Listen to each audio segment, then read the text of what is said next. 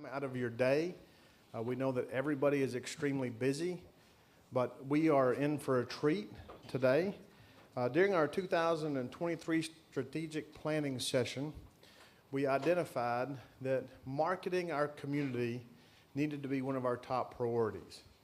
So we started looking at options and the available opportunities to enhance what we were already doing in the community and then trying to tie it all together. I've had the privilege of hearing from our speaker today numerous times throughout the nation, really scattered everywhere. And what we recognized is what he was speaking on was exactly what we needed to be hearing here as a community, and how to align all of our organizations together for one common goal, and that's to move the city forward and to continue the momentum that we see in the progress of the community. As you've seen over the past year, we've been focusing on marketing for new retail development. We've been focused on industry. Bill Rudd is with us. We've had some great opportunities to share who we are as a community for some economic development options. New residents, just last year, I think the total number of folks that we were able to recruit in from Fort Campbell was 18 new families into Hopkins County. That's a big deal that we're able to bring in that talent from the military, those veterans that have served our country, to have those families recognize Madisonville and Hopkins County as where they want to call home is a big deal. We've seen a lot of growth even at the hospital with the doctors that are coming in and the opportunities that we've had to sit through some of those recruitment days when the doctors and their families are here, just to share a little bit about who we are as a community. But we all need to have the same message, right? What happens a lot of times is the city has a message that we're trying to push out. The chamber might be pushing out a message. Tourism might be pushing out something else. The community college is pushing out something else. And none of it really is bad. It's all good. But if we can have one united voice moving forward, then it's going to allow us to grow as a community at even greater movement than what we're seeing right now. We had the opportunity to partner with PAD. Jason Vincent's not with us today, but we worked with PAD for an EDA grant, and that EDA grant allowed us the opportunity to do some rebranding and the marketing strategic plan that you see there in front of you. 13 Ways came in. We have Alex with us. Her and Heather came in. They've spent a couple of days in the community, met with several of you that are here in the room, met with you, talked to you. They may have just walked into your business to have a conversation. But what they were doing was they were assessing who we are as a community and what it looks like as we're moving forward with this plan. Hearing from Doug, he's world renowned, for one. He is an incredible speaker. He's an incredible writer. His book, 13 Ways to Kill a Community, it's just, that's where I first heard about him, was at one of our conferences, and just the takeaways from that one conference was enough to make an impact in this community. So we're excited to hear from him. We're going to be as tight on the time schedule as we can, because we want to open it up at the end for question and answer time, so that we can hear some of the thoughts and concerns that maybe you all have as you hear what they're about to unveil. And then they're also going to unveil the new city website, which is something that is going to be a huge tool for everybody to utilize, and you'll see some of those features here in a few minutes. So at this time, I'm just going to pass it over to Doug. Doug, thank you so much for coming, and we look forward to hearing what you have to say.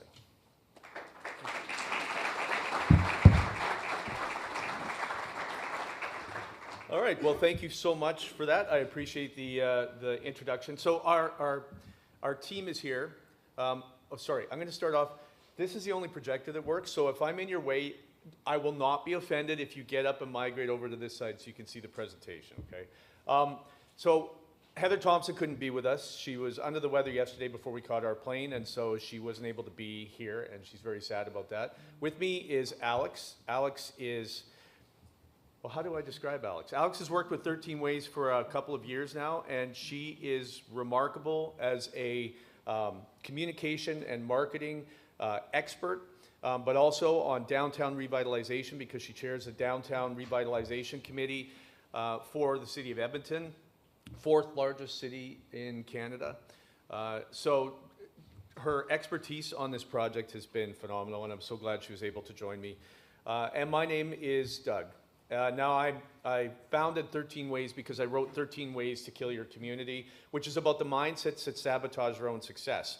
I'm going to do a bit of a presentation about how communities are changing and why they're changing, and I'm going to do my best right now, because normally I'm on a stage and I pace back and forth and I'm very lively, but because we're live casting this, I'm going to stay right here, which is going to make my feet antsy. So if you see me doing this, it's just because I want to move because I'm excited. After I'm done the presentation, I'm going to invite Alex to come up, and she is going to run through the marketing and communication strategy for you. And then we're going to have questions and answers. If you have particular questions about your community and its situation, then we're going to let the mayor answer them. If you have particular questions about the strategy, then we're going to let Alex answer them. And if you display an attitude that is going to sabotage the success of your community, then I'm going to deal with you. All right. Okay, so first, I just want to set the stage a little bit. The challenge we have with our communities these days is that the world is changing, and the world is changing faster than it ever has. And as human beings, we're not actually adept at adapting to change very quickly. You all have some kind of smartphone that you're holding, right? But how many of you still remember when we had the old rotary phones you picked up and you turned the dial and it made sparks in the phone? That's how it worked. When I grew up on the farm, we still had a party line, so that it rang different rings and then everybody would eavesdrop on everybody else. That's not that long ago. I took my oldest son only 4 years ago to the barbershop so he could get a haircut. And they had one of those rotary phones, it was green, I remember, sitting on the counter, and my son looked at me and said, "What is that?" And I said, "That's a telephone," because we called them telephones then, right? Nobody says that anymore. And he looked at me and said, "So you used to talk to your friends on that?" And I said, yeah. And he looked at it for a bit, and then he looked at me and said, "I think you're pulling my leg."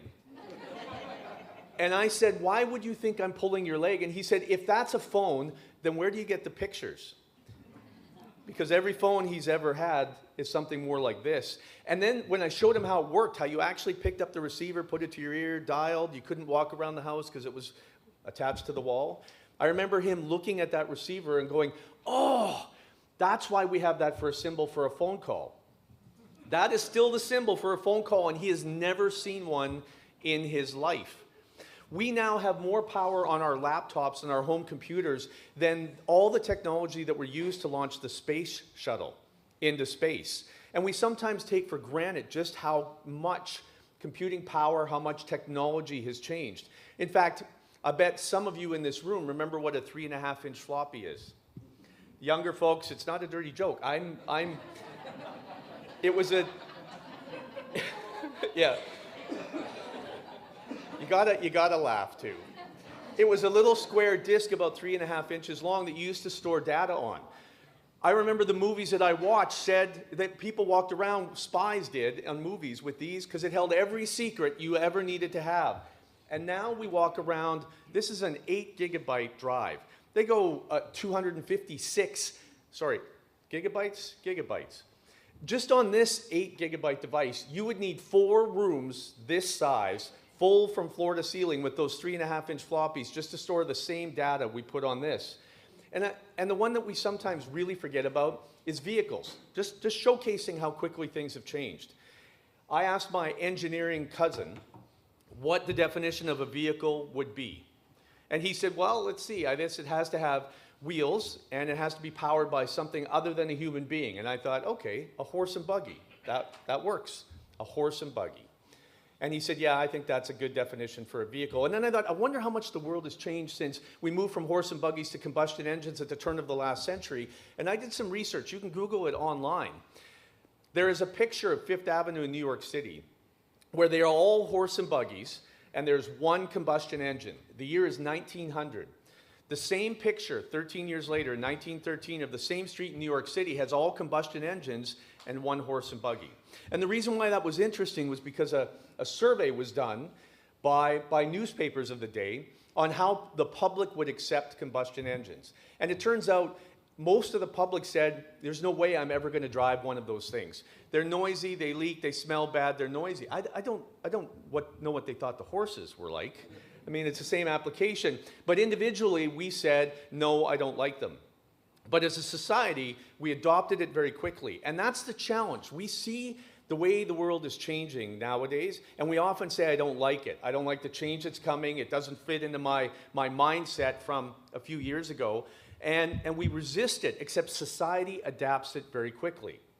Now, I'm from Alberta. We're sometimes referred to as the Texas of the North. We are oil and gas and a lot of cows and grain farming, okay?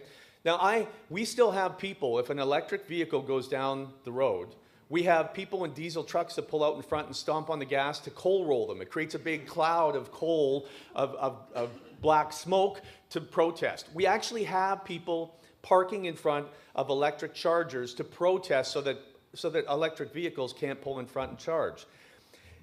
I've said to my own colleagues, my own citizens in Alberta, you know how embarrassing that will be in a few years when electric vehicles are everywhere? China, Sweden, everywhere is beating us. India is even beating us on adopting electric vehicles because in my province, they don't want to adapt to change. That will be, when they park in front of electric chargers, equivalent to parking a horse and buggy in front of a gas pump. It's going to happen whether we like it or not, and either we participate and we grow and be prosperous, or we fall significantly behind, and then we wonder why we failed. That is the essence of 13 Ways, and that's the essence of the rest of this presentation until we show you what you guys are going to do and why it's important. So everything is moving online. Everything we do is moving online. Here are just a few examples. Uber Eats is now actually drawing new business from younger people who are calling Uber Eats because that vehicle that you see has no driver. It shows up and delivers food, and it's now iconic of the change, and it's cool. We have people ordering, buying food online. The airport, which airport was I just, we were just in Denver. When on our way here, and there's a kiosk where no one operates it. It's a whole wall of food, and you show up, you pick the stuff you want, you run it through, and you leave. I keep asking people, how do they know you didn't steal something? But they have some things set up, cameras, I don't know, to make sure that you can't do that.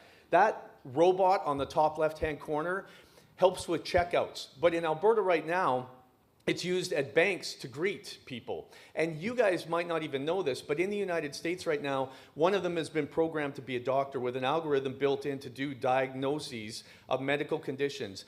Now, my in-laws, my wife's parents, live with us. They have for 16 years, so if anyone wants to go get a bourbon after, I'm in. No, I love them, and it's great.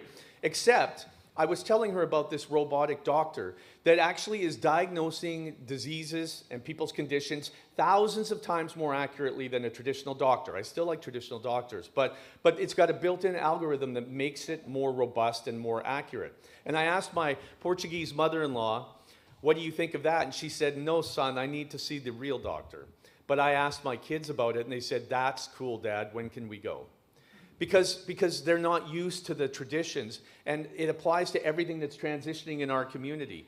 We have online, the pandemic helped accelerate this, online medical diagnoses now, online education. You can now get everything from a 2-hour certificate to learn how to do something to a PhD from just about every post-secondary institution in the world without leaving your living room or your home office, and it was driven by education. We still need teachers. I was a junior high teacher. And I had some people say, oh, online will help get rid of teachers.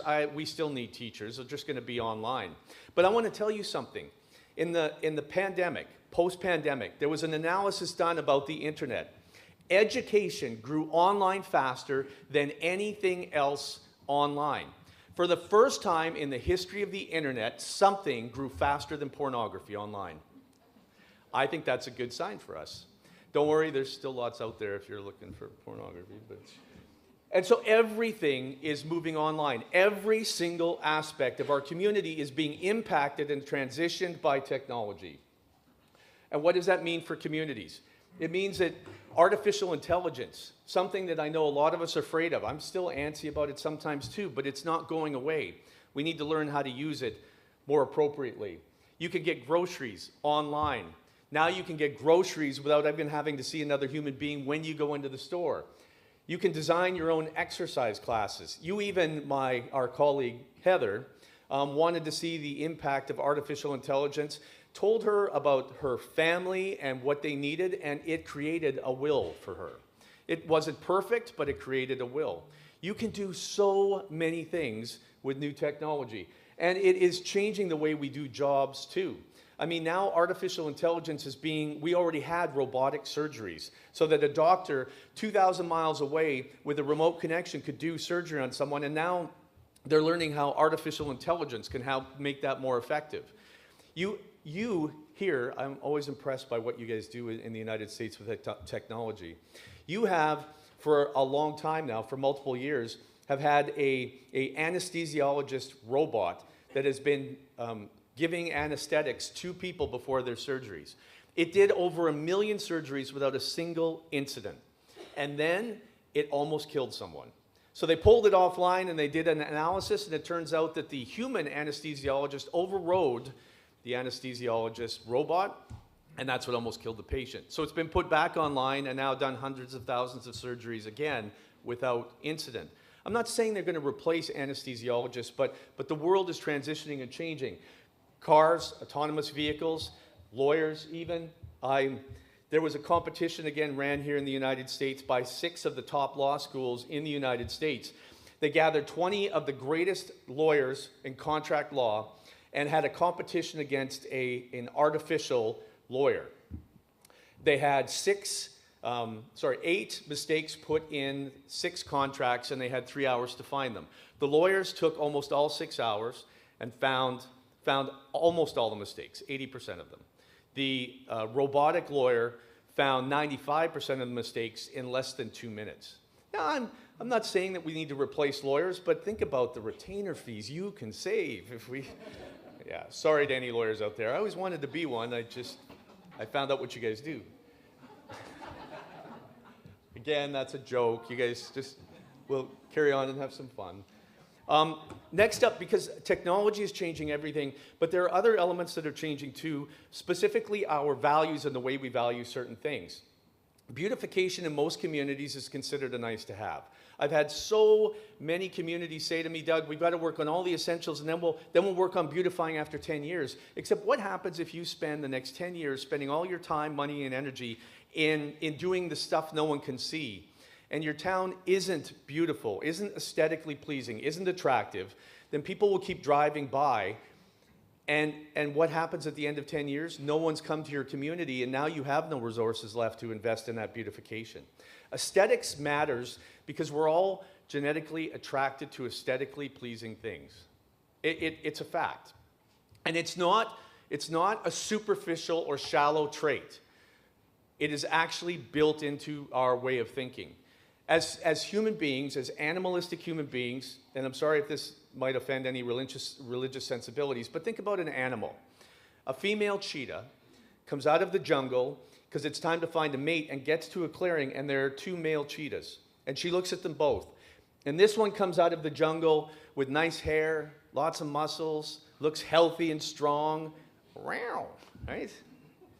The other one comes out of the jungle limping, busted tail, pus coming out of one eye, starving to death, mangy hair. Which one is she attracted to? It is not a superficial trait. The aesthetics actually tells people around you whether or not you care about your community. When they look at it, if it looks run down and dying, they're going to think nobody here cares about it. Why would I? I'm not coming here. It sends a message that your community is loved. So beauty is not a nice to have. It's a necessity in this day and age. And if you don't believe me, think about how businesses are even changing the way they do things. Walmart has been a 100,000 square foot store with a big parking lot, and that's been their model. Their model for so long has been you go in, you get cheap stuff, and then you leave. And that's what they do. They're a mass producer. But Walmart has decided to move to a new design for their stores. They are maybe a tenth of the square footage space. They're not storing stuff online and warehousing it like they used to before. The picture below, there's a kid's playground.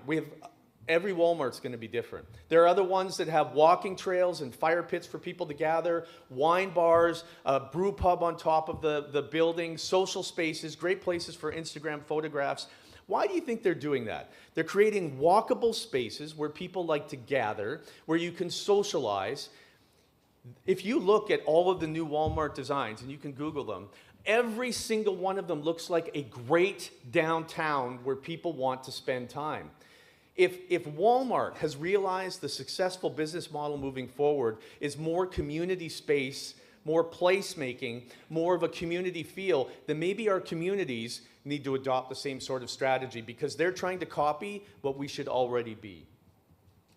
And so we've got, when we go do analysis of downtowns, I'm asking you, I'm begging you to go down onto Main Street, because it is the heart and soul of your community, and walk up and down the street and assess it with outsiders' eyes. The things that you normally don't see, really deliberately look at them. These are all mistakes. Sales signs and horrible colors and blocking up windows. Lots of people were scared to go to the dentist, and still dentists cover up the window, and it doesn't feel inviting. You feel like, well, no one's going to see me when I go back there, and I don't know what they're going to do. Is it just pliers? It's intimidating. We've got main streets that look uninviting and look cold and look unkempt. I challenge everyone in their community to go on Google and Google the name of their community and click on the images button so you only see the pictures. The first 10 pictures are what the rest of the world sees. Does it look like a place you want to be? I ask, when we're doing the strategic sessions with communities, where do you like to go on holidays to, and why?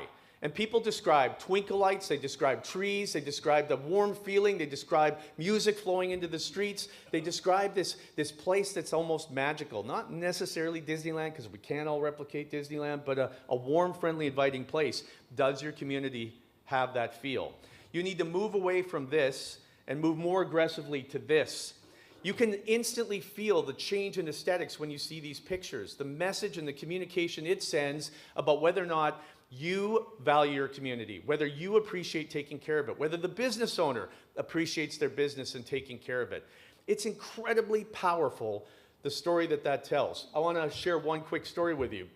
We were doing an analysis in a community. The community had paid us to analyze 10 businesses. They had to volunteer to see how to make them better and more successful. And we were walking down the street because it was a flower shop in the middle of the pandemic that we were supposed to assess. We actually walked by it 3 times because I thought it was a closed business. In this flower shop, the window was dusty and dirty. They had an old shelf with plastic flowers on it that were covered with dust. I thought it was just a placeholder for a vacant building.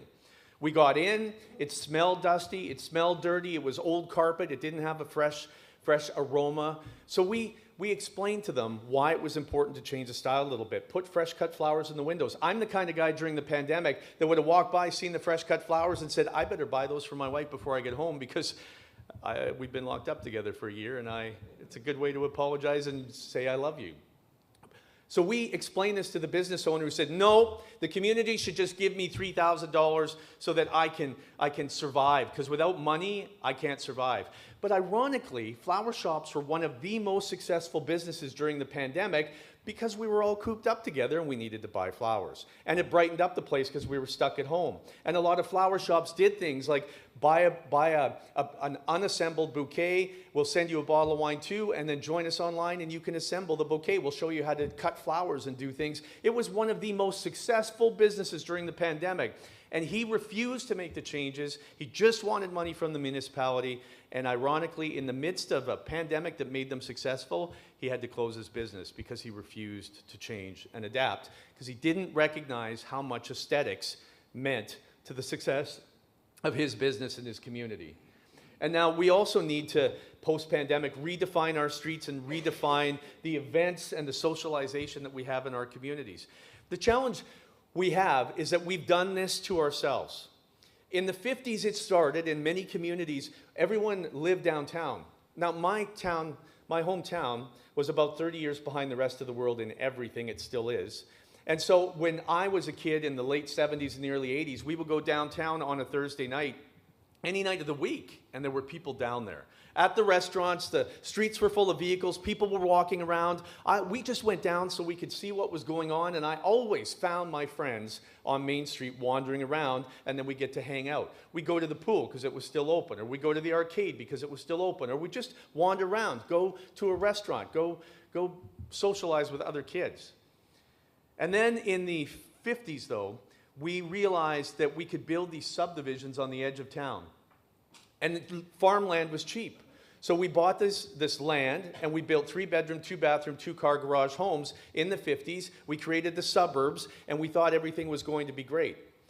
Except the more people that moved out of the core and moved out to the suburbs, the bigger the challenge got. Because we went from having a community that looked really good, that was really robust, where people socialized, to everyone going home at 5 o'clock, and then we'd say, do you want to go downtown and get a bite to eat? And we'd say, no, let's just stay home. Let's watch TV. Let's cocoon in the basement. Let's cocoon in the backyard, because we didn't even have front yard porches anymore. And then nobody went back downtown. Well, every restaurant on Main Street will tell you their most profitable meal is the dinner time meal, the supper time meal. Depends on whether you live in rural or urban, the title.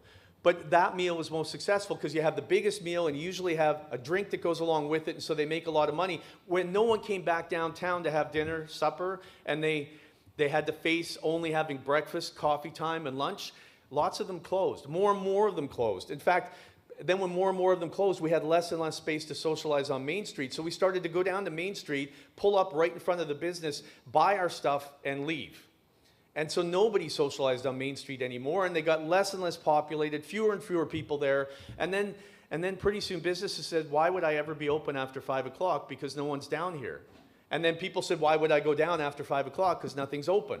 And around the circle went until pretty soon we had very few restaurants and very few social spaces, and those main streets became commodity centers. And then we wondered why they went from looking like this to being empty with vacant windows and vacant stores. We did this to ourselves, and I'm not saying that we should blame ourselves, but we need to reinvigorate our downtowns by bringing people back with socialization, with events, and our businesses back with spaces so that we can socialize and connect with each other. And we will never revitalize our downtowns without bringing people back down there between and hours that exceed 9 to 5. We need people on the weekends and the evenings too. So sometimes when we redesign our streets and our downtown, I suggest we also need to redesign the housing that goes downtown. Actually, after we had dinner, I did a little walk up and down Main Street. It was so almost romantic and warming to walk down the street and see on the second floor most of the businesses, some of the businesses, sorry, not most, lights on, because it meant somebody was home, and it instantly felt like it was a warm vibe to me. But you have a lot of second-story vacancy there that could be accelerated, because a lot of younger people, younger professionals, don't want to live in the suburbs, don't want to drive to work every day, don't want a 3-bedroom, 2-bathroom, 2-car garage. They can't afford it, even if they did want it. They want to be downtown where the action is, and they want socialization. But we need to be willing to reinvent what our downtowns look like and make a commitment to reinvigorate them, because they're not going to reinvigorate themselves.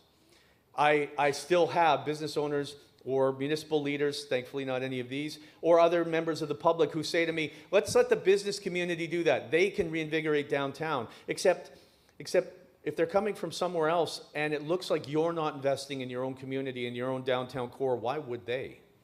There are places that are doing it that will attract their investment and their dedication. Of course, this also means, and this to me is one of the most fundamental things, you need to know yourself. I think this applies to individuals and it applies to communities. Communities are failing because they don't know what makes them unique. They don't know what makes them stand out from all the competition. And I used to teach a strategic planning course at the university in Edmonton. And I have seen, every year we'd have about 30 people come to take each course, and I would tell them, bring me your strategic plan. Bring it to me, but I want you to rip off the cover page. I want you to block out any pictures of your council, block out the name. I don't want any identifying features that have the specific name of your community, and bring it to me. And I'd have about 30 of them, and I'd post them on the bulletin board. And I would offer $100 to anyone who could look at the strategic plan and identify which community that came from. And in 7 years of teaching, I never paid a single person, because once you took the identifying markers off, you couldn't tell what community it was. And if you can't tell what community it is, how is that a strategy for your community? It's a consultant coming along doing a generic strategy that makes you feel better that you've got a strategy, but if it's not identifying what makes you unique, then how is it useful? So most communities are doing this. They do a generic strategic plan that makes them look like everybody else. Or they proclaim they're perfect, the best place to work, live, and raise a family. We have a wonderful community, a community that is for everyone. And yet, when you do that, it's a lie. Because there's no community that is perfect for everyone, that is the best place to work, live, and raise a family. You're lying to yourself and ignoring what makes you unique.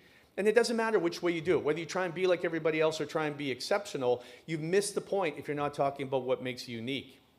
And I tell people, your community will die if you do that.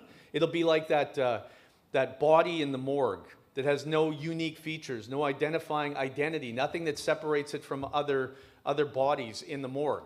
And when your community, you know what they do with those bodies, right? They put a toe tag on it that reads John Doe, because they don't know who it is. There's nothing that identifies it.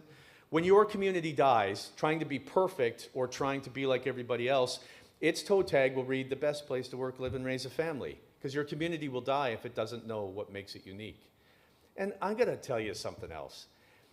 Have you ever met people who understand what makes them unique and are really great at what makes them unique? They're amazing to talk to.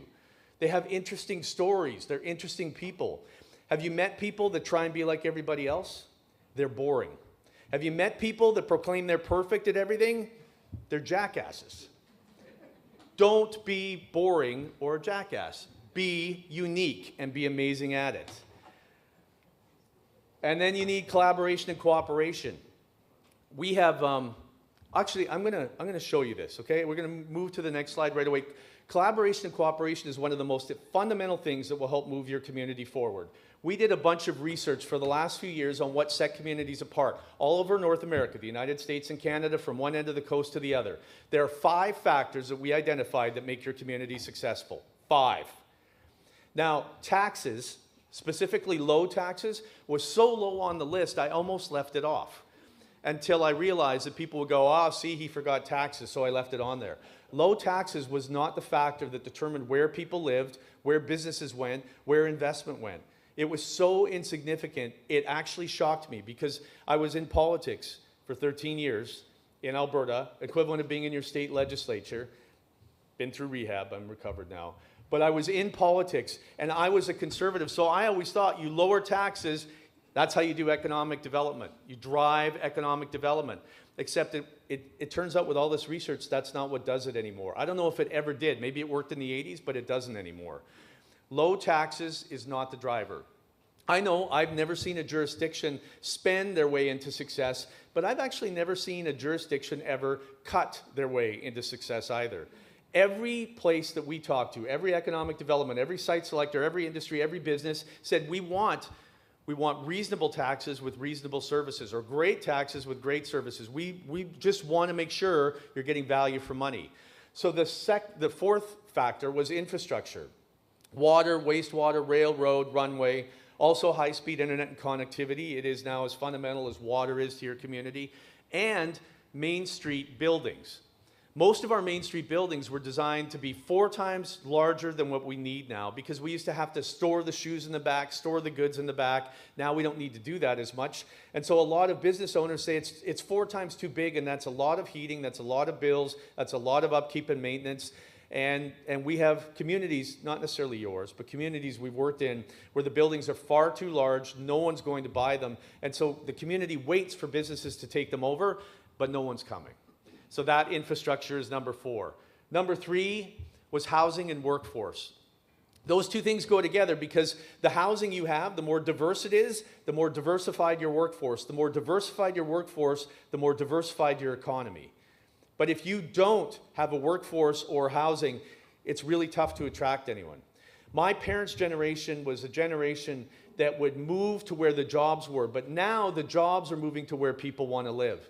And I used, before Jeff Bezos left Amazon or semi-retired, their last store that they opened was in Virginia, the highest taxed jurisdiction in the United States. And when they asked Jeff Bezos, don't mean this to be offensive, but he's one of the cheapest people on earth. That's why he's a billionaire. When they asked him why he located there, he said, because they have a ready and available workforce.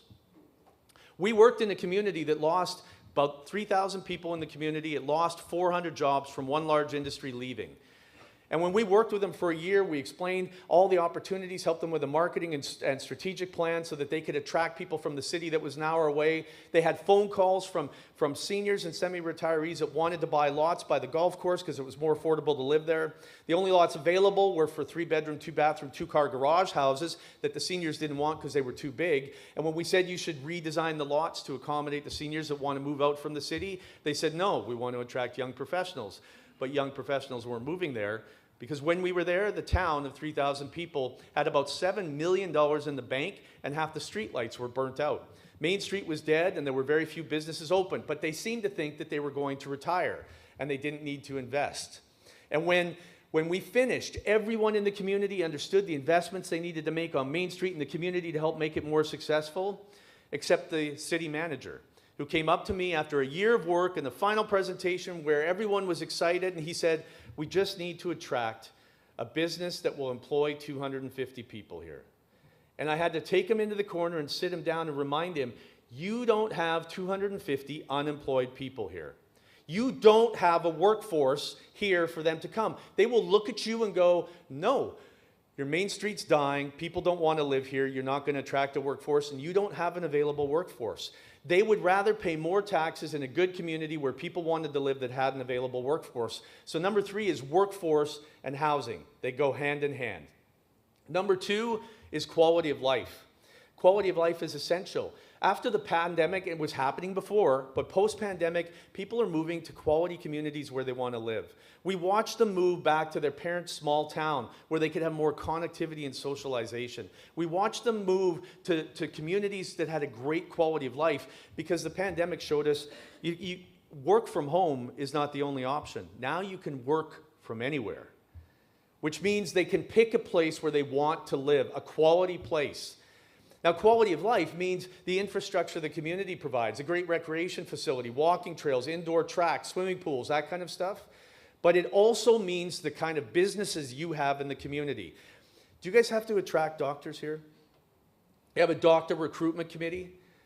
Every place I've been, people look at me and say, no, Doug, that's garbage. It's not the quality of community. We need low taxes. And I ask them, what do you say to people, to doctors, when you're trying to attract them to your community? Do you sell them that this is the lowest tax jurisdiction in the state?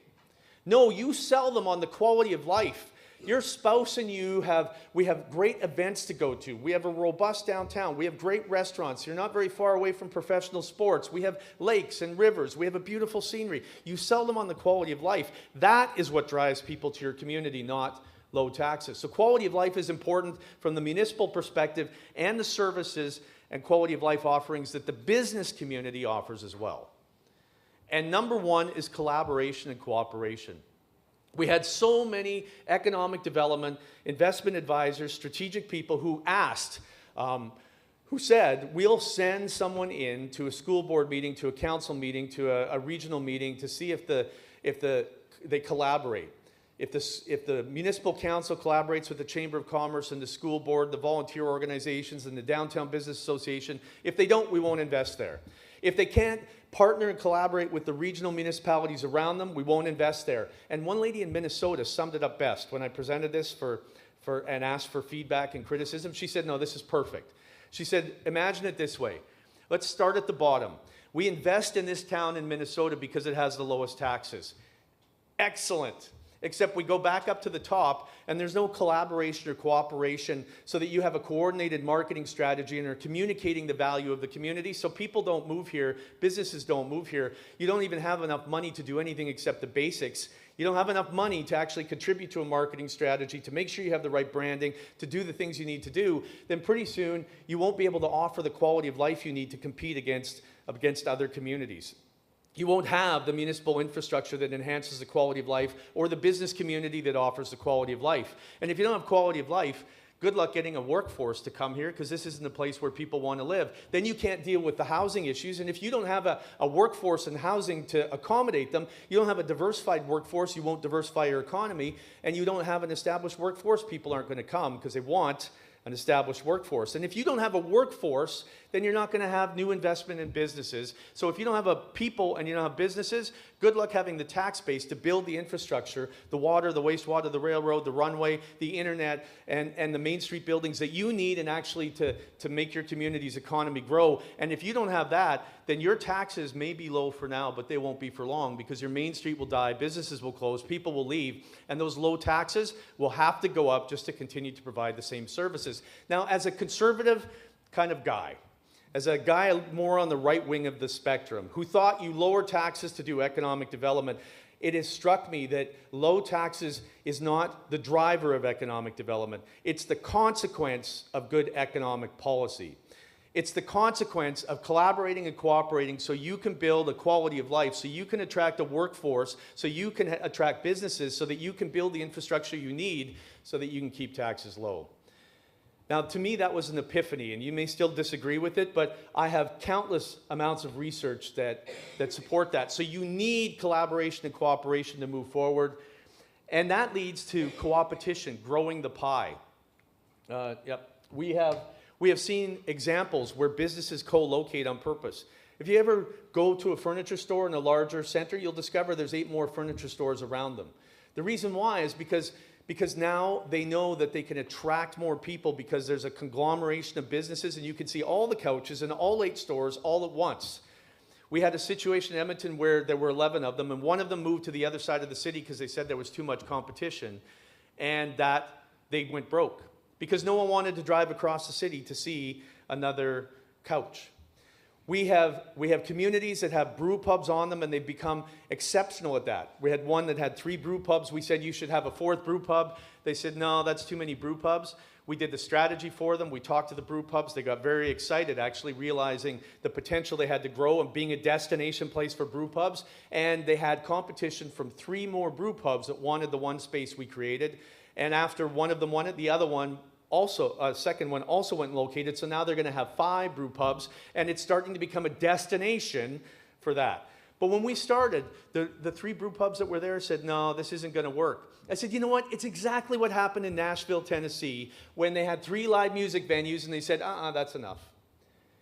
You get the point? Nashville became famous because they actually specialized and focused on something that made them unique. You need to find what makes you unique and have your work together to make that successful.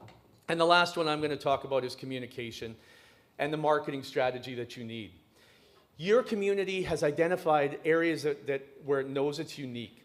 You have incredible leadership from your municipal council and from your administration. I haven't actually had the pleasure, we haven't had the pleasure of working with such an exceptional group of people. You know what makes you unique. You've got a brand that is really concise and good. You've got a culture that you're building that you just need to market to people.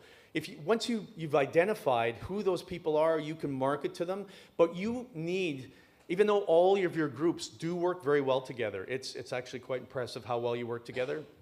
You need consistent and concise messaging about Madisonville, what it is and what it's becoming, so that you can go get those people you need. Every single community says we need 10 new businesses and 100 new people in our community. And we ask them, what's the first business you need? What does the first person look like? And they shrug and go, I don't know. Well, that's great. Every community says we're open for business.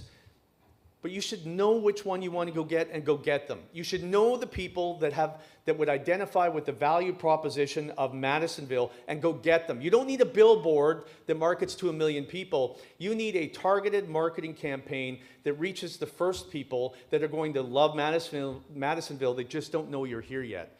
And then you'll be able to grow. Well, you're going to grow anyway. In fact, some of your challenges are that you're not quite ready for the growth that's coming, but then you can target the growth and do it deliberately and have that unique value proposition that sets Madisonville apart from the rest. Now, communication and marketing strategy, I am going to invite Alex up to walk you through the plan. Thank you. It's a really tough act to follow, to be honest. I'm not as enthusiastic as Doug in speaking, and I'm going to kind of get into some of the brass tacks of what we did. But we had a really good time spending a few days here and visiting many of you throughout the community, and just learning about what you guys are focused on, who you want to be, and what the gaps are. So I'm going to start by talking a little bit about what we saw. Obviously, you have a very warm, welcoming community. You guys are incredibly passionate about your community as well, which is really interesting to see. But maybe the biggest gap is just everyone's not singing from the same song sheet. So I'm going to jump into a little bit of a situational SWOT analysis. And I think you all have this sheet of paper in front of you as well. You have incredible strengths. You're strategically located. You are a regional major economic hub. You have healthcare excellence. You have recreational diversity, which young families obviously are looking for. And you have a vibrant and engaged community. And it really comes through even on a first visit. Some weaknesses, obviously, in retail and entertainment, and I'm sure you all know that. You also have a big weakness in housing variety, which is going to be a problem. As Doug mentioned, you are growing exponentially, and so really focusing on the next couple of months on a housing assessment and a housing strategy is going to be critical moving forward.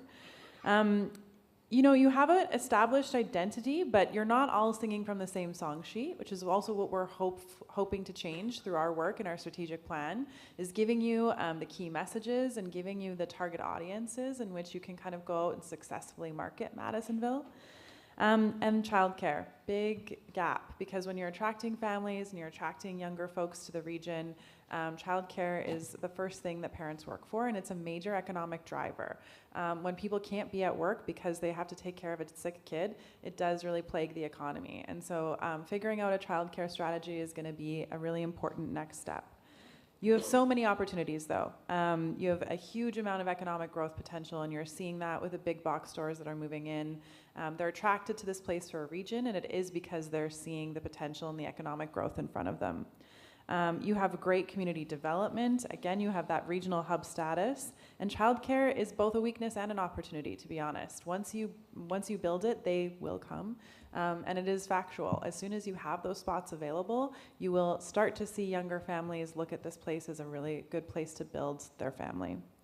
Some of the threats, you have competition from neighboring towns, obviously. That's a normal threat for any small community like this. Every community in North America is struggling with economic changes and fluctuations in supply chain and inflation rates. Infrastructure maintenance and impacting city appeal is also a big potential threat. It sounds like your administration and city are trying to get ahead of that right now, which is really positive. And then, as Doug was mentioning and alluding to, just organizational alignment, making sure that every tax dollar spent is spent in the right way. So ensuring that all of your organizations, from city administration to the Chamber of Commerce to your tourism authority, are saying kind of all the same things, but to the right audiences. So you're not duplicative in marketing Madisonville. So some quick selling points. When we talk about singing from the same song sheet, it means that whenever you guys are talking about Madisonville, you're all saying the same thing. So these are some of the things that we suggest focusing on. You have an incredibly family-friendly environment. You have diverse recreational options. You have incredible cultural engagement and convenient employment opportunities. To have only 4% unemployment rate is something incredibly unique. But it also means that it's an economic signal that you're growing faster than you think you are. So planning for that future growth is going to be massively important. Some of the things that set you apart. Sorry, it's hard for me to see what's going on, so I'm just going to angle this. You have a small town charm with big city and amenities, and it's something that you should absolutely be grasping onto and really really stating as you move forward. It's a huge selling point, especially for younger folks that are looking to move into the region, entrepreneurs as well, who can kind of start their new business in a less risky environment and grow it.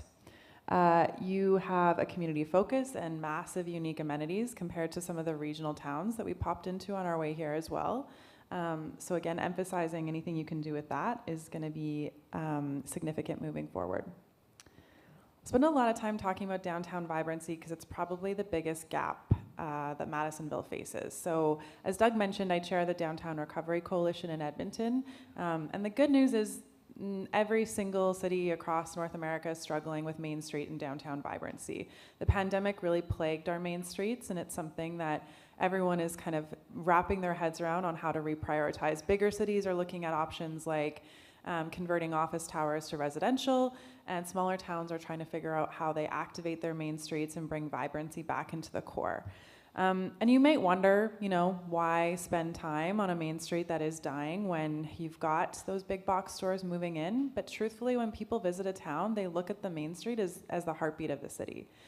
So even if you have your Costco or your Hobby Lobby or your Walmart, it doesn't matter as much as it doesn't tell you anything unique about the community. And so people will judge your city on your main street. And so setting it apart is really significant and important. Some quick actions that you can take now, as Doug alluded to, is beautification. For every $1 spent publicly on Main Street revitalization, you reap $3 in generated investment. And so that looks like everything from twinkle lights to flower pots to painted sidewalks to mural installations and art installations. Whatever it looks like, whatever is going to attract people to feeling safe and welcome in the core, it's going to be important moving forward.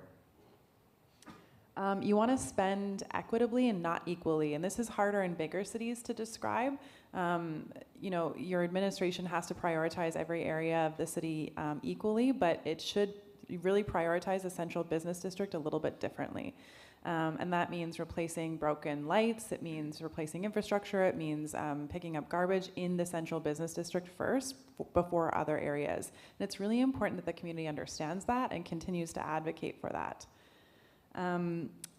People-driven spaces is going to be massively important moving forward as well. So to attract businesses and kind of break the cycle of what Doug was alluding to in your downtown, you have to create opportunities for people to gather. And we had an opportunity to kind of share some ideas around that this morning with a smaller group, but that looks like temporary art installations. It looks like giving people a reason to share stuff on social media. It looks like temporary sidewalk painting or street painting, twinkle lights again, making and creating spaces where people want to linger a little bit longer rather than just move through.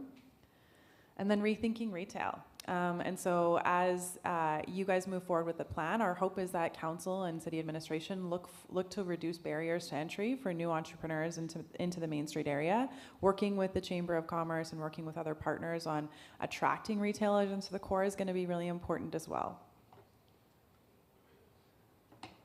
Okay, so a bunch of recommendations that we've left you with and things to think about. Housing and availability and affordability is our top concern and an area of gap.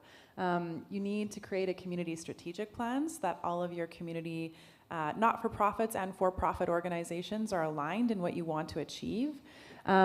We really do suggest creating a shared economic strategy as well.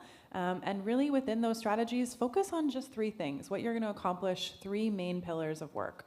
At the Downtown Recovery Coalition in Edmonton, our three main goals are safety and security, cleanliness and infrastructure, and transformational policies. And when you bucket work like that, it doesn't feel like you're trying to eat an entire elephant. It feels a little bit more like you can kind of get through the work at a relative normal pace. We also really suggest creating a community development master. And so somebody who is going to own a lot of the plans and kind of remind folks how to stay in their lane while also being hyper collaborative, because you already have a really great foundation of collaboration. And so allowing everyone to know what the goals are while also swimming in their own lane is going to be important moving forward. And then doing a labor force needs assessment is going to be huge because, again, as we stated, you're going to experience growth at a rapid pace. Every community is these days. And so understanding who's coming here, what gaps you need to fill, and leveraging that in terms of your advocacy, not only to other orders of government, but for future grant funding and for obviously selling and marketing Madisonville. The good news is people really do want to live here. You have a housing shortage, which is a great problem, but you do need to kind of just get all on the same page. And so our hope is that we've provided a great foundation for you to build off of, and that you continue to build and work with your council and your administration on moving Madisonville forward. I do think we have this is the new website, which is very exciting. We've worked alongside many of you to kind of bring this vision to life. I think it goes live tomorrow, so you'll be able to actually interact with it then. It is simplified, it is on brand, and it's really easy to navigate. And so we took a lot of the learnings that we experienced with talking to the community in terms of just how you pay your tax bill, how you pay your parking ticket, making sure that it was easy to navigate. And also for future residents or people visiting Madisonville, it's a one-stop shop that's just a lot more synthesized and provides more a seamless experience. I think I can hit play. Is that a thing? Oh no, how do I? I'll do it. Oh, I ruined it. Okay, I just want to say one thing before you see this. You see this first page, right? Most municipal websites start off with, well, in Canada, when the snow clearing is, when garbage pickup is. That's great. It's for information for your community. Your website should be your very first place for marketing. So the very first impression, if anyone Googles your community, should be this. So it starts off with a marketing perspective. All the information is still available, but it starts off with a marketing perspective. This just gives you a quick run through. This is supposed to just give you a quick run through. It worked. Did it? I mean, it looks great, I can tell you that. And it is live tomorrow. I am on,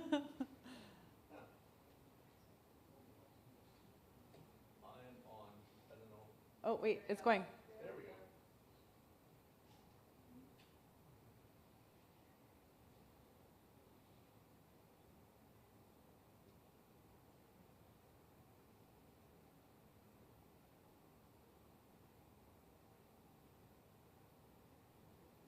Yeah, that's a quick highlight. You'll be able to peruse it and find any mistakes and see what it actually works with. We just wanted to give you a semblance of what it feels like. Yeah. Okay. And with that, we do really want to take your questions and your concerns and your comments. And I want to also emphasize this is a living document. It's going to live with your city and grow with your city. And so there's opportunities to edit if you feel like there's gaps that are missing, if there's something that has been unrecognized. We do want to hear that because this is going to grow as you grow. So it's not final for sure. And thank you so much. So anyways, let's move to questions.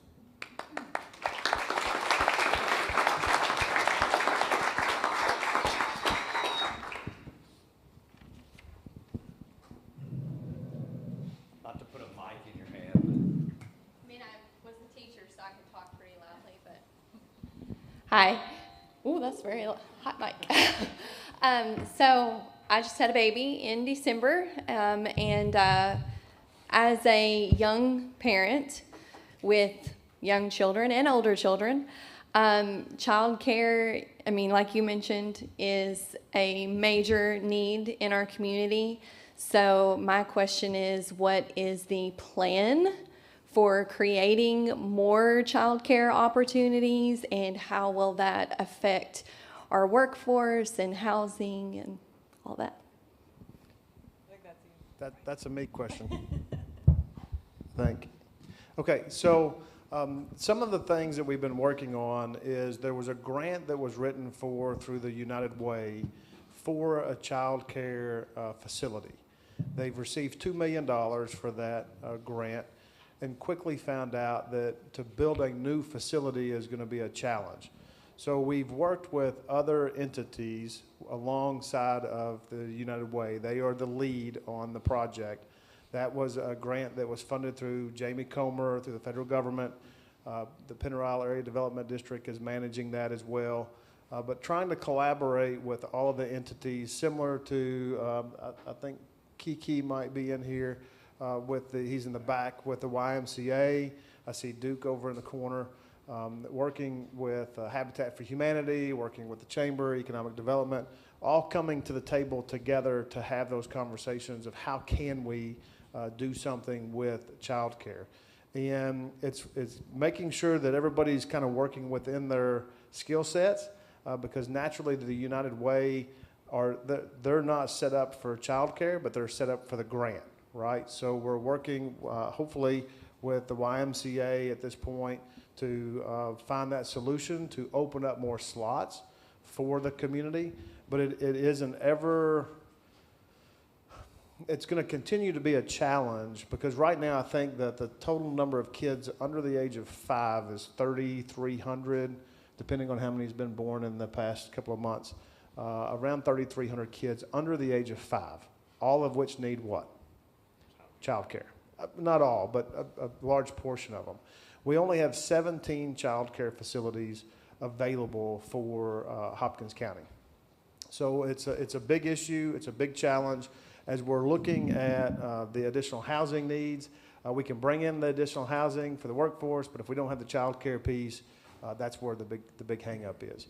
Economic development, Bill is sitting here. I know that that's something that economic development is working on as well.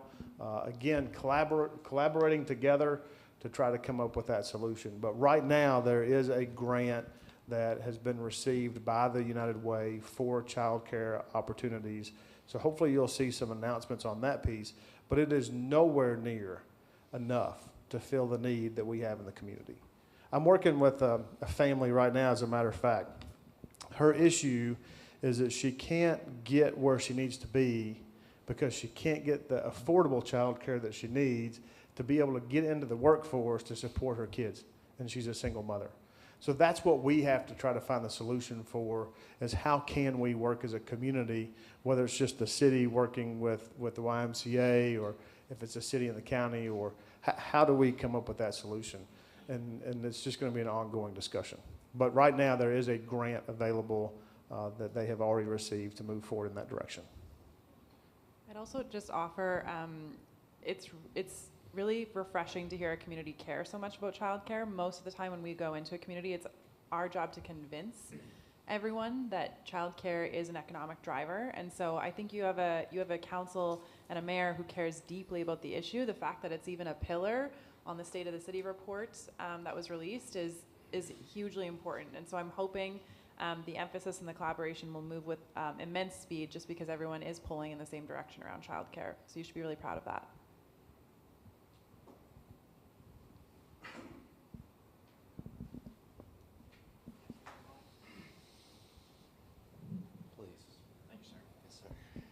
Hey, you guys talked a little bit about housing and definitely some of the challenges that the city of Madisonville is going to face around that, especially the lack thereof.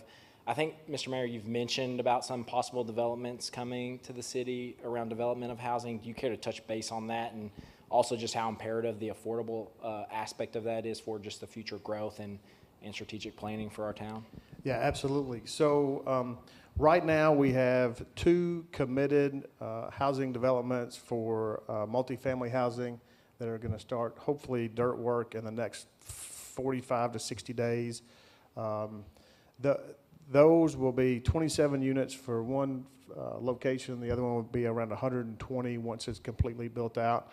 There's a housing development, single-family housing development that is getting ready to get kicked off as well. It's going to be around 40 lots that's available. I know we have 2 of the housing developments that are seeing significant growth, Lakewood subdivision and that new subdivision down there. There's 3 new houses that have popped up just over the past couple of months there, and then Greystone subdivision as well is building out relatively quick. It's just that the challenge is that affordability piece of housing, and we have some developers that are looking, and they just had meetings on this, looking at bringing in affordable housing to the community, which is imperative as we're looking at the workforce issues, and we're trying to fill the gap for, we've talked for years about needing more retail, more retail, more retail, more retail. Well, guess what? Now we've got more retail, but our struggle and challenge is going to be filling the positions, because everybody in the room that has a business already has a challenge filling those positions, right? So without the affordable housing options, we're going to struggle filling the positions for the retail development. So at the State of the City County address, we talked about being in the perfect storm, and that's where we're at right now. It's important as a community that we're out recruiting not only retail, but we're out recruiting new housing development investors to come into the community as well.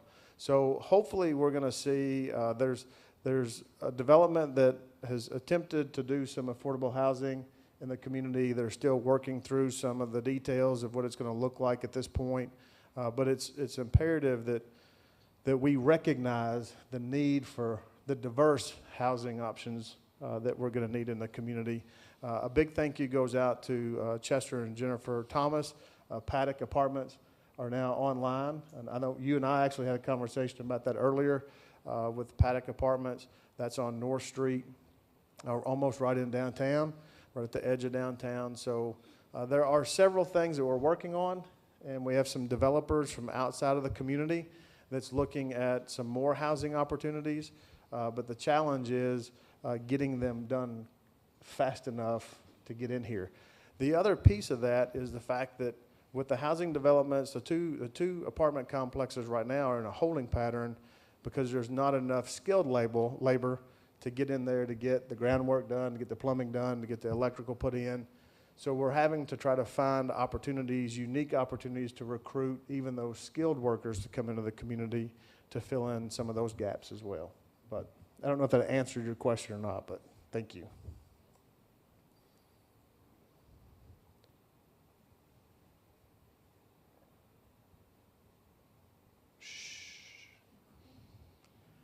We got one in the back.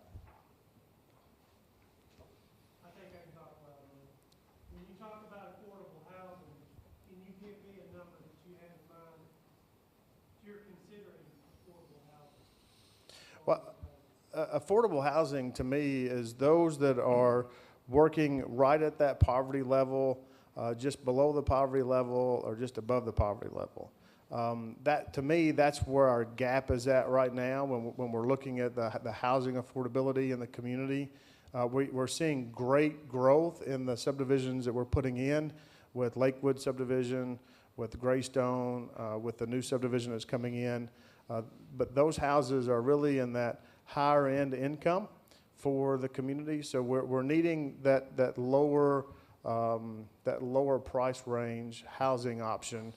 And really, the young lady that we're working with the two kids, her challenge is she can live in housing for the housing authority, but once she gets a job, those rent changes to what would be at market or above market pricing.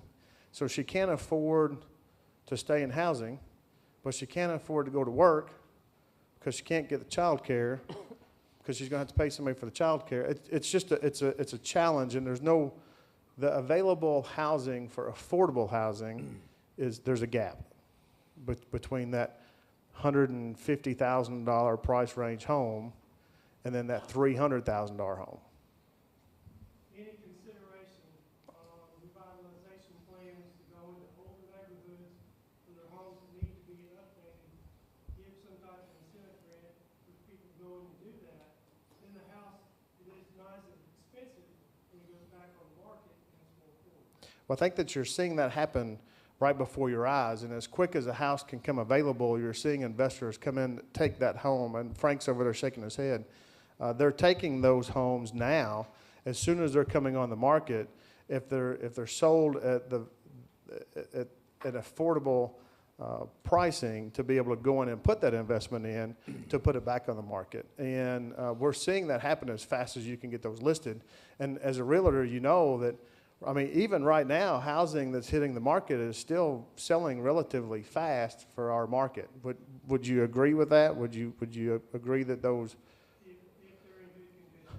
Right. So what we're seeing is even outside developers that are coming in, taking those homes that are in horrible condition, they're taking them all the way down to the floor joists, to the studs. They're putting new roofs on them. They're putting all new electrical, all new plumbing, all new insulation, and they're making it a brand new house from the inside out. And because of that, we're seeing some growth in bringing those homes that honestly might have sold for $20,000 to the developer, and they're taking those homes, investing some funds into them, and selling them for that $150,000 mark. Can I? Yes, sir. I'd like to add something to that. Housing affordability is an issue all over North America. Building housing to make it more affordable is still a short-term solution.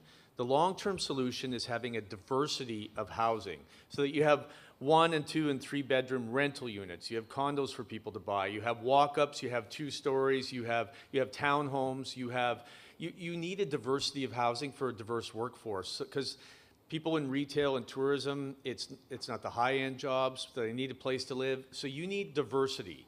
So you can deal with affordable housing, but the long-term solution to affordable housing is a diversity of housing to meet a diverse workforce for a diverse economy. So address it, but the long-term strategy is not always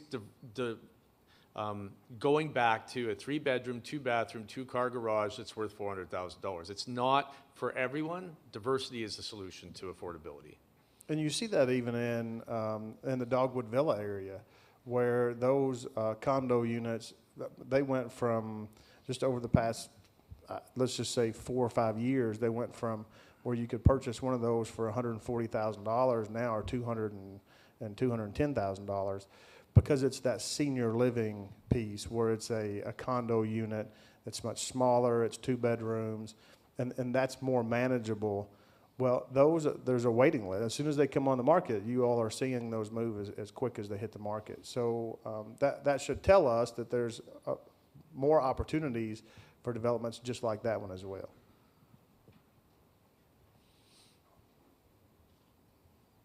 I thought it was going to be broadband, because I haven't been in a meeting yet that you haven't asked a question about broadband.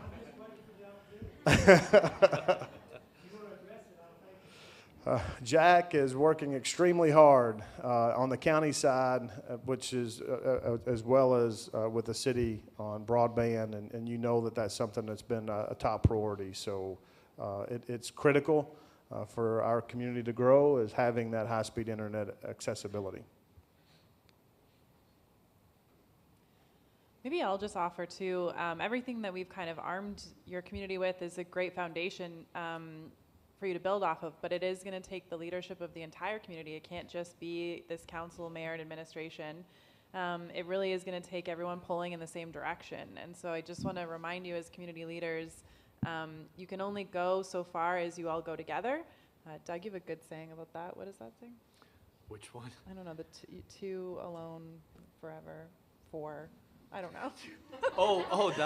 Sorry, I have a lot of sayings. The success, there's 4 ways to do things if you're a leader in a community. You can do things to people, which they often resent. You can do things for people, which makes them dependent. You can do things in spite of people, which is never a good solution, or you can do things with people. And it has to take the entire community to come together working on this. It is not someone else's responsibility. The last chapter of 13 Ways to Kill Your Community is don't take responsibility. Blame somebody else, pass it on. The only communities that are successful are when everyone says, I'm going to be a part of it, which means helping out and volunteering. It means contributing and taking a leadership role. It also means not being the endless critic. Critics don't make anything better. They don't solve any problems. And with social media these days, most of us default to criticizing what everyone else does. But if you want to move this community forward, stop being a critic, because it distracts from everything else. It deteriorates from everything else. It drives away good leadership, and it is not a contribution that has any value whatsoever. I say, help get on with this or get out of the way.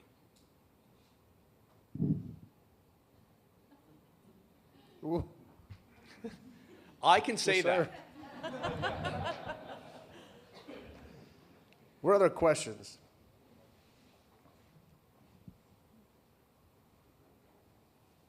All right, well, with that being said, thank you all very much. Oh, we have a question? I just wondered if you might be able to share any of the ideas for the beautification aspect. So starting on the beautification, we were able to put some funds in this current budget that we're working on, and hopefully we'll be able to put some additional funds in this next budget that will be approved shortly. Right now, the focus is getting our sidewalks repaired that are downtown. We're looking at a complete lighting change for the downtown district, which will, and right now when you drive downtown, there's a bright white globe. And if you're older, like some people in the room, when you drive through, there's a glare. So I can't see, some people can't see the road as well when you're driving through with those bright white globe lights. So one of the things that we are working on right now, our electric department has already ordered one of them for a test, but they will be nice warm down lights that broadcast out onto the sidewalk and out into the street. So we anticipate seeing that happening in the next budget cycle. And so we can get our lighting and our sidewalk infrastructure squared away will be our first priority. That's a good question, though. We're also hoping to put before the council an incentive package that has been utilized in some of the other communities in eastern Kentucky that were able to turn their downtown districts from being almost completely unoccupied to about 85–90% occupied. And they were able to use some real simple incentive options for that. So hoping to be able to unveil that to the council for their approval during this next budget cycle as well. But if you want to buy any of those downtown buildings, let us know. Anything new going on at the city park? New going on at the city park. Where's Rob? There's always something new going on at the city park. There's always something new going on in our parks and recreation as a whole. One of the main focuses that the council has been able to work on is the quality of life, and that includes the city park. We're still waiting. They had a pre-bid meeting for asphalting the trail for the city park. That came in after the engineering a little higher than what they anticipated. So kind of working through that process of how do we get to the next step with paving the trails at the city park. But the pre-bid meeting has already happened, so that will go out for bid, and then we'll be able to move forward with that hopefully soon. We were hoping to have that done last year. Once the engineering got in the middle, I don't know where Lincoln is at, but we want to make sure that before we pave it, that we do it correctly. So we don't want to have to go back and fix it. And we've learned some valuable mistakes or lessons from mistakes that we've made in the past on things like that. So that's why we're kind of where we're at in the holding pattern for that. But the pre-bid meeting has already happened, and we should be receiving those bids shortly. But that's the biggest one.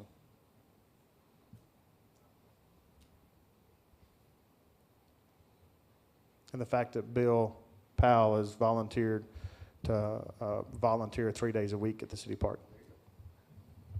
I've offered, nobody called. Until now, right? Any other questions? All right. Well, with that being said, thank you all so much. Thanks for taking time out of your day. If the council will still kind of hang around. Doug, thank you so much for coming in and giving us